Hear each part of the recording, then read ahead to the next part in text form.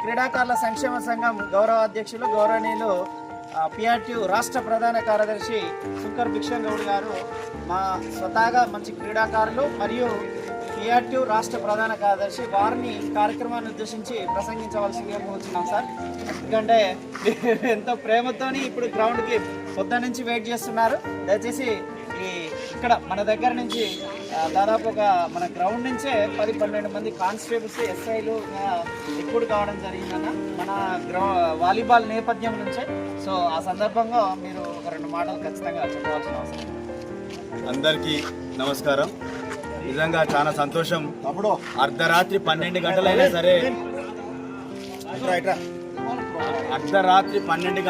సరే మీ యొక్క క్రీడా స్ఫూర్తిని ప్రదర్శించినందుకు మాత్రం నిజంగా క్రీడలకు ధన్యవాదాలు తెలియజేస్తా ఉన్నాం. ఎక్కడ ఎవరికి ఎన్ని సమస్యలు ఉన్నా, ఎన్ని ప్రాబ్లమ్స్ ఉన్నా క్రీడలలో వాళ్ళు మునిగి తేలుతుంటే అసలు వాళ్ళకు టైం కూడా తెలుస్తలేదు.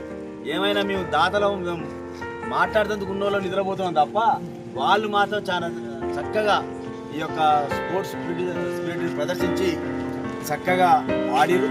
ముఖ్యంగా దీన్ని దిగ్విజయం చేసినందుకు మా సంఘం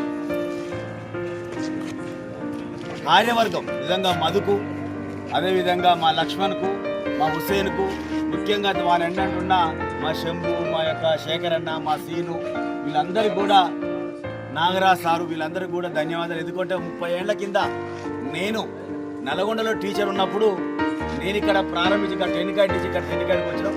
ఆ తర్వాత అంచెలంచెలుగా ఇక్కడ ఆడుకుంటూ నేను ఉపాధ్యాయులు 72,000 మంది సభ్యత్వం ఉన్న ఉపాధ్యాయులు, గవర్నమెంట్ ఉపాధ్యాయులకు లీడర్ని అయినా ఇక్కడి నుంచి పోయిన ఎన్నోసార్లు ఒక 6-7 ఏళ్ళ సంది అప్పుడప్పుడు అనుకుంటా ఈ గ్రౌండ్కి రావాలి అనుకుంటా, కానీ ఎప్పుడు వీలు కాలేదు.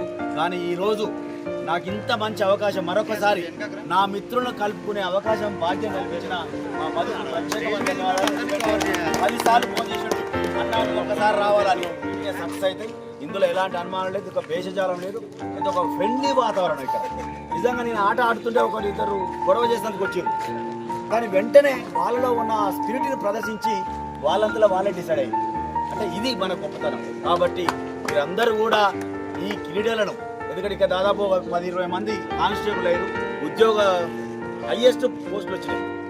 మరి భవిష్యత్తులో కూడా మీరు ఇంకా దీన్ని స్ఫూర్తిగా తీసుకొని పైకి ఎదగాలని కోరుతూ ఈ క్రీడా కార్యక్రమాలని, ఈ స్పోర్ట్స్ కార్యక్రమాన్ని ఇదే విధంగా మేము ఉన్నా లేకున్నా, ఎందుకంటే నాయకులు వస్తుంటారు పోతుంటారు, కానీ ఈ గ్రౌండ్లో ఉన్న క్రీడాకారులు మాత్రం శాశ్వతం.